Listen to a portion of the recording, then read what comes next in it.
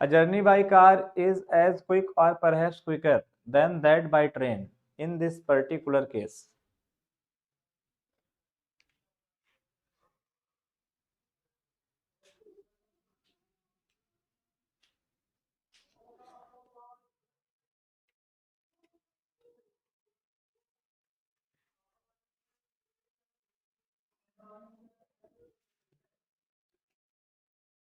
Devil boy, Ram Ram भाई।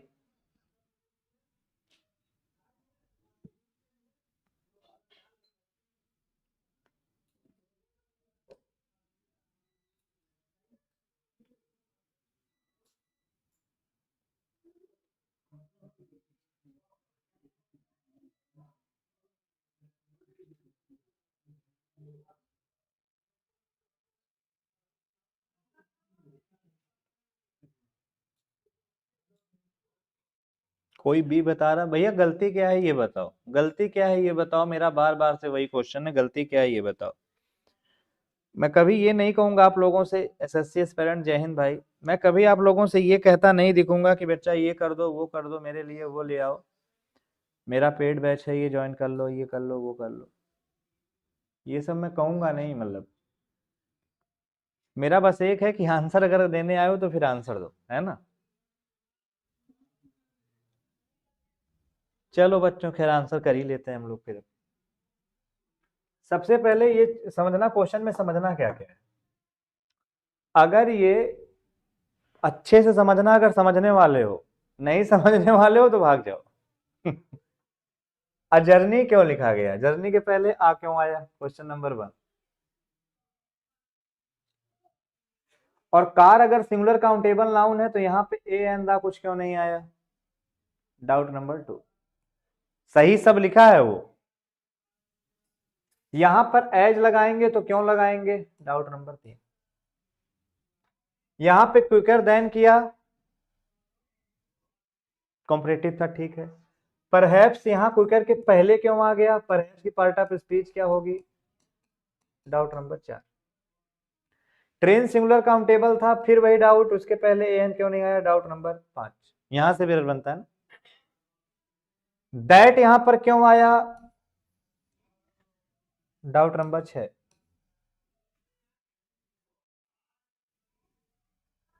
चलो यहां तक तो बात ठीक है। तो ये 6 डाउट हैं इस क्वेश्चन से, जो हम लोगों को एक एक करके एक्सप्लेन करने हैं। तो क्वेश्चन एक, बातें अनेक, ठीक है। चलो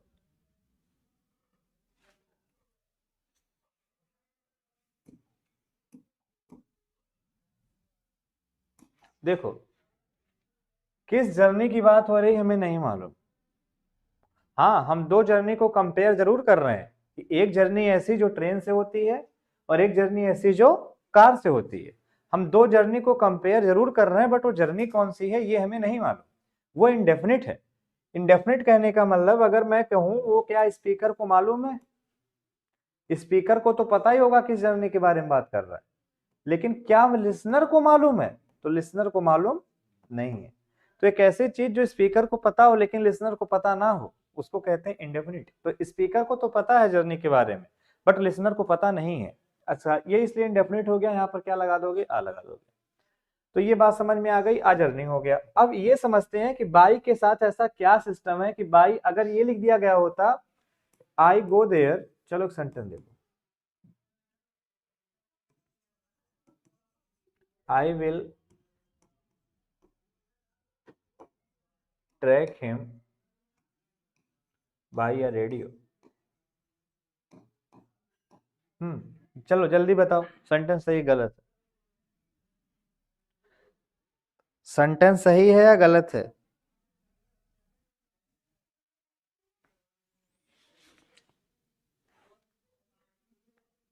आज का बच्चा तूफानी है पढ़ाई करने में, मालूम है। इसको फटाफट क्वेश्चन आंसर कराते रहो, ये टिका रहेगा। इसके साथ डिटेल में गए, समस्या यही है, भाग जाएगा। भागो ससुर हमारे यहाँ।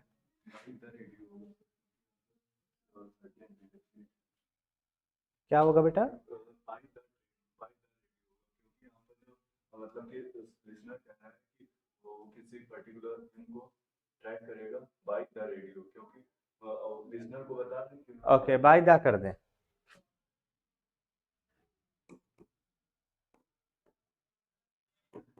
बच्चों गलती कमेंट करो।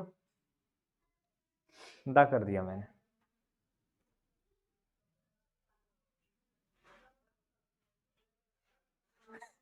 अभी भी गलत है। आ कर दो, अभी भी गलत है। पैसे क्यों बनाओगे?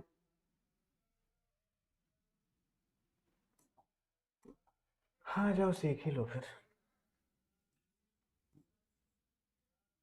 बोले बाई के साथ जब कभी भी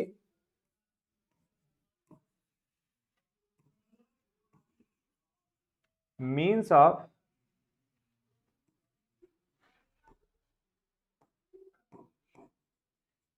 कम्युनिकेशन जुड़ा हो, या बाई के साथ कभी भी मीन्स ऑफ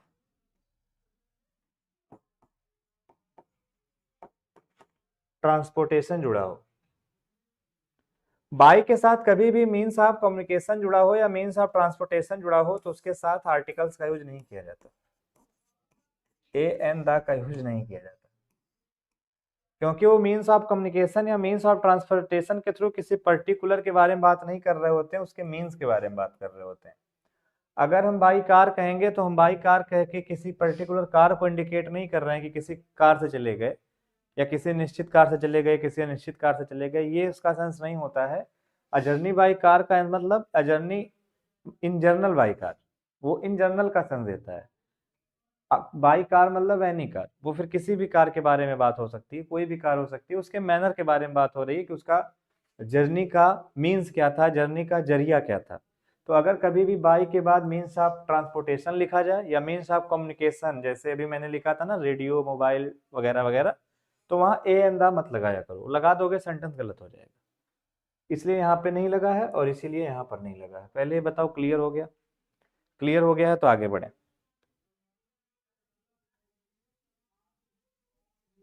मोनू नहीं, ऐसा कोई रूल नहीं है।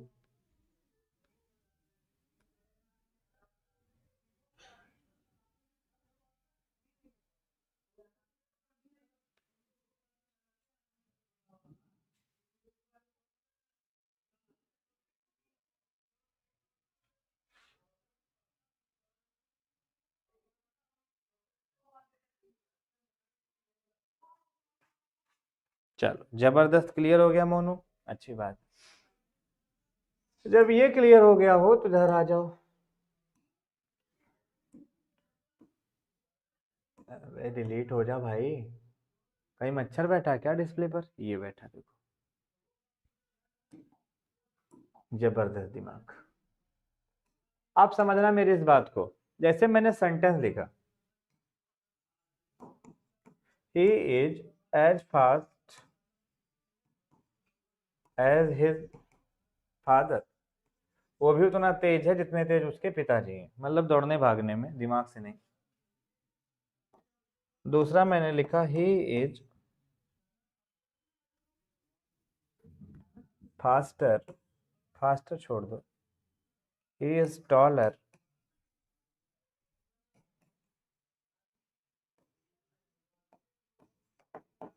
Then his father. अब उसके दो एट्रीब्यूट हैं, दोनों को जोड़ना है तो क्या कॉमन है? इतना ये कॉमन हो जाएगा, इतना ये कॉमन हो जाएगा, बस इन्हीं चीजों को जोड़ना है। भाई ये कॉमन हो गया, ये कॉमन हो गया, बस इन्हीं को जोड़ना है। अ journey by car and journey by train, तो एक्चुअली यहाँ पे लिखा हुआ है आ जर्नी, तो यहाँ पे दैन के बाद लिखना था हमें जर्नी बाई ट्रेन, यहाँ दैट की जगह क्या लिखना था?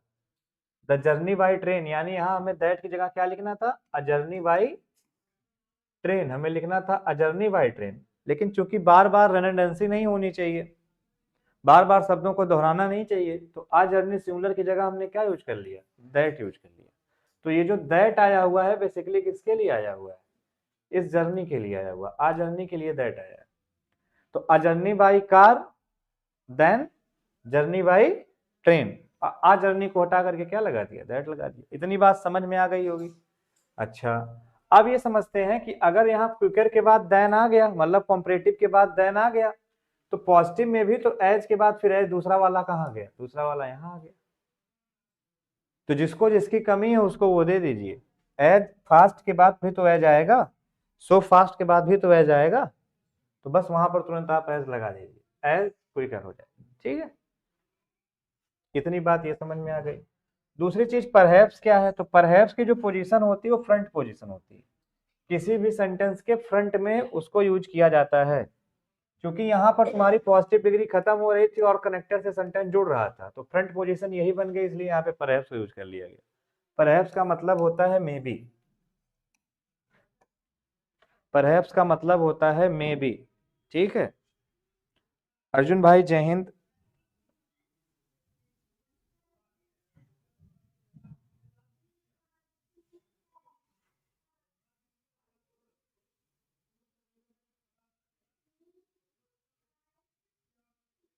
महेंद्र मिश्रा कह रहे हैं good evening sir. Mahendra Mishra, आपका नाम जो है ये हमारे बड़े बाबू जी का नाम है, इस नाम पे, तो आपके नाम पे तो खैर प्रणाम बनता है। आप भले स्टूडेंट हैं लेकिन हमारे बाबू जी का नाम इसी नाम पर है, मतलब बड़े बाबा के सबसे बड़े लड़के, तो आदरणीय है हमारे लिए वो।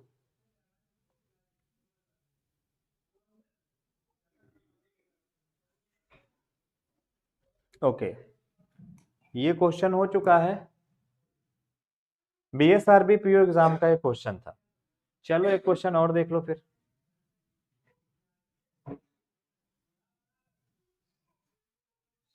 सीढ़िया, हाँ सीडीएस। चलो देखो, लो बच्चों वाला क्वेश्चन है, कर लो, तुम भी खुश हो जाओ हम भी खुश हो जाएं, बच्चों वाला क्वेश्चन है, आंसर दो बेटा इसका।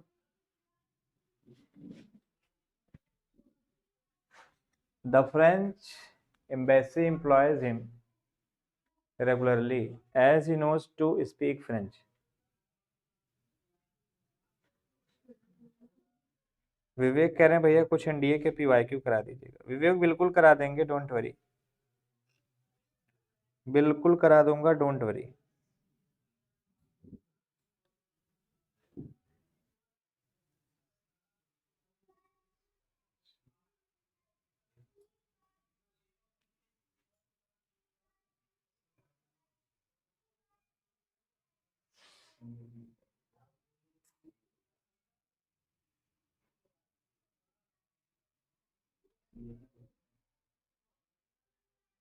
सी पार्ट में गलती है, बट क्या गलती है ये तो बताओ।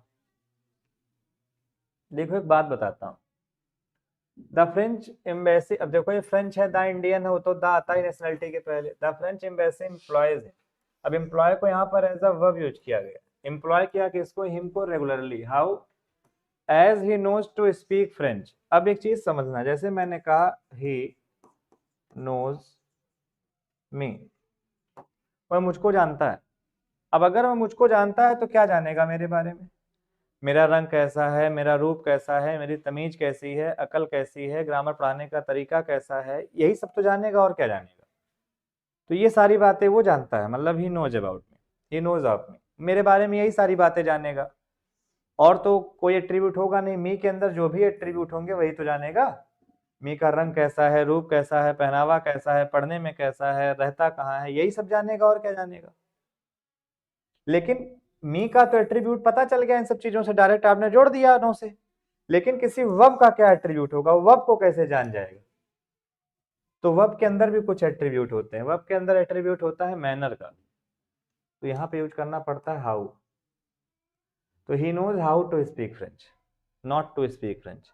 तो इसलिए जब कभी भी नो को लिखा जाता है, टीच को लिखा जाता है ना, नो लिखा जाता है, टीच लिखा जाता है, लर्न लिखा जाता है, ईटीसी सब पढ़ाएंगे कभी, बहुत सारी हैं इस तरीके से। जब इनको लिखा जाता है तो बीच में हम लोग हाउ यूज कर लेते हैं, according to sense where use कर लेते हैं, वाट यूज कर लेते हैं, ठीक है, व्हेन यूज कर लेते हैं, और वो सही हो जाता है। तो बस यही यहाँ पे गलती थी।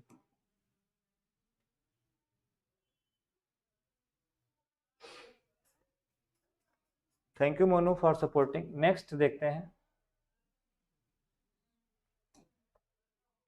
एक क्वेश्चन ये बच्चों, इसका आंसर दे लो। पहले देखो ये आया कहाँ का क्वेश्चन है, एसएससी सीजीएल का है, इसका आंसर दे लो। लेवल है थोड़ा थोड़ा, बहुत टफ लेवल नहीं है, बेसिक है। As Benjamin ran next the street, he wondered what he stood by. चलो,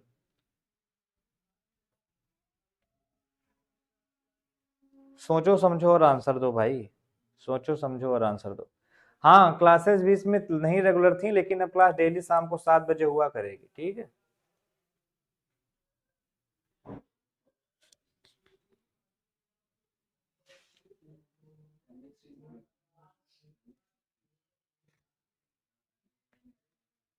द नेक्स्ट स्टेट, नेक्स्ट को एज अ प्रीपोजिशन यूज करो।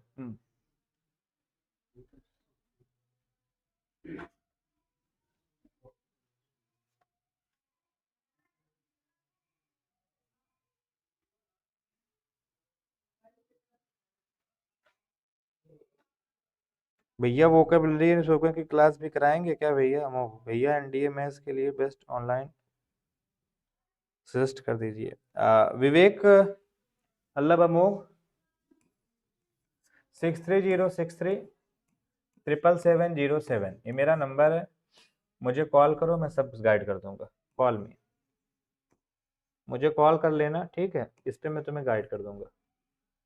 जो बच्चे इंग्लिश ग्रामर पढ़ने के लिए इंटरेस्टेड हैं, मुझे इस नंबर पर मैसेज कर दें। मेरा एक पेड बैच है, 3000 रुपये उसकी फीस है, और वो 2 साल के लिए बैच है, 2 ईयर के लिए, जिसमें आपका सिलेबस 1 ईयर में कंप्लीट होगा, और 6 मंथ आपकी प्रैक्टिस कराई जाएगी, और 6 मंथ आपको मॉक दिया जाएगा। तो 2 ईयर में इस तरीके से सिलेबस उसका पूरा कंप्लीट होगा। उस बैच की वैलिडिटी लाइफ टाइम है, उस बैच को आप लाइफ टाइम देख सकते हो, जब मन हो जितनी बार मन हो उतनी बार देखो। वैसे 4-5 साल बाद हम हटा देंगे उसको, 4 ही 5 साल तक देख पाओगे, लाइफ टाइम अब कुछ नहीं है। एक काम ये हो गया, 3000 रुपये उसकी फीस है, जिसको ज्वाइन करना हो कर सकता है, नहीं करना है तो कोई ज़बरदस्ती नहीं है। फीस की अगर प्रॉब्लम आ रही है, 3000 रुपये में भी किसी को कोई दिक्कत लग रही है, तो फीस वो 2 बार में भी दे सकता है, और दिक्कत आ रही हो तो फीस वो 3 बार में भी दे सकता है, बस, ठीक है। वो 3 बार में भी फीस दे सकता है, मतलब 2 महीने के अंदर 3000 दे सकता है, 3 महीने के अंदर 3000 दे सकता है, इस तरीके से भी। ये नंबर है, इस पर वो मुझे कॉल कर सकता है, ठीक है। ये पूरी इन्फॉर्मेशन। इसमें क्या गलती हो सकती है, पेड बैच का जो मटेरियल है वो इससे 100 गुना ज़्यादा हाई है, मतलब ये उसके आगे कुछ नहीं। अब इसका आंसर देने में अच्छे अच्छे बेचारे खराब हो गए होंगे।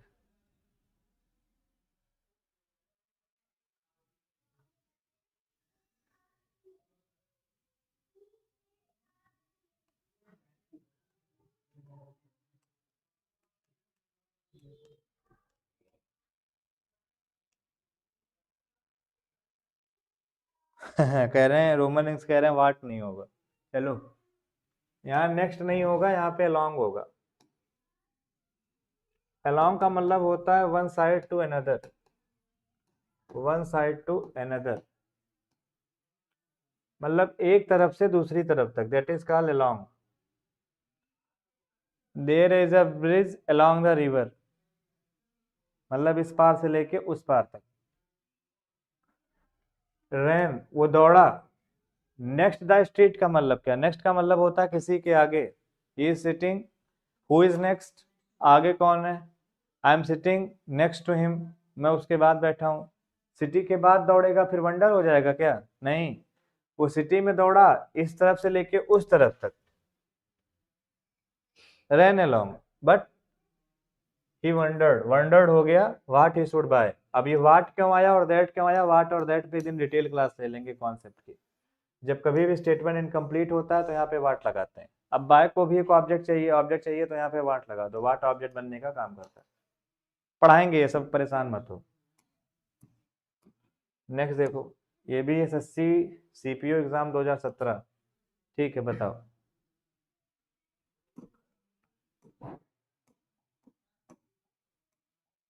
Doctor APJ Kalam's life was stage of dedication in the, ये आई नहीं है इस तरीके, तिरछी लाइन नहीं है, गलत छप गया, तिरछी लाइन नहीं है। हाँ, बताओ बच्चों।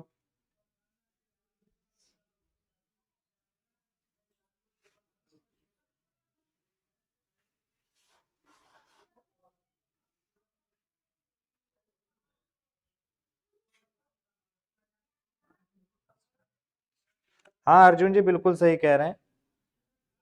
ऑनलाइन मैथ के लिए प्रवीण सर और अर्पित चौधरी सर बहुत अच्छे हैं मैथ के लिए, बिल्कुल सही कह रहे हैं।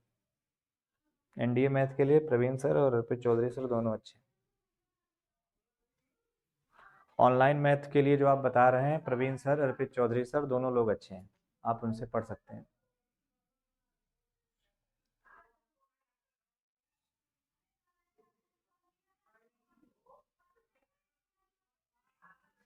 धार्मिक सभा हो रही है आज।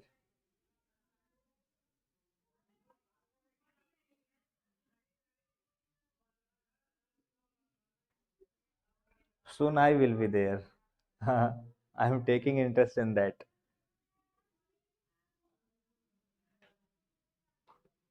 बच्चों का आंसर है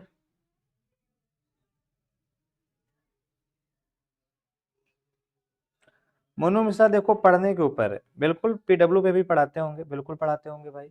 देखो हर आदमी अपनी लाइफ में अपना बेस्ट देने की कोशिश करता है, मेरा मानना ये है, ठीक है। इसका आंसर दो, नहीं दे पाओगे। डेडिकेशन इन नहीं होता, डेडिकेशन फॉर होता है।